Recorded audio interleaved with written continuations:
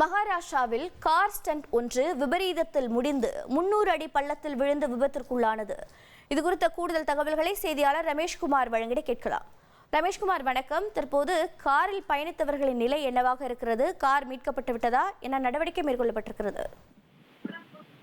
மகாராஷ்டிராவில் குஜர்வாடி பகுதியில் table point என்று சொல்லப்படுகின்ற பிரபலமான சுற்றுலா தலம் அமைந்திருக்கிறது. இந்த சுற்றுலா தலத்திற்கு வந்த சுற்றுலா பயணி ஒருவர் கார் ஸ்டண்ட் நடவடிக்கையில் ஈடுபட்டு அதனை ரீல்ஸாக பதிவு செய்தார். அப்போது அது விபரீதத்தில் முடிந்து 300 அடி ஆழ பள்ளத்தாக்கில் கார் கவிழ்ந்து விபத்துக்குள்ளானது.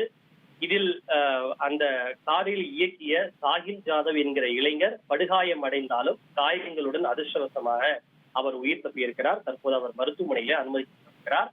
இந்த பகுதியிலே தடுப்புகள் இல்லை என்று கூறப்படுகிறது. அதிகமான சுற்றுலா பயணிகள் தொடர்ந்து வருகை தந்தாலும் அந்த டேபிள் பாயிண்ட் என்ற இடத்தில் எந்த விதமான தடுப்புகள் இல்லாதால் இது போன்ற அதிக அளவில் விபத்துகள் நடைபெறுவதாகவும், எனவே அங்கு அரசாங்கம் தடுப்புகளை அமைத்து சுற்றுலா பயணிகளின் பாதுகாப்பை உறுதி செய்ய வேண்டும் என்ற கோரிக்கையை பொதுமக்கள் முன்வைத்துள்ளனர்.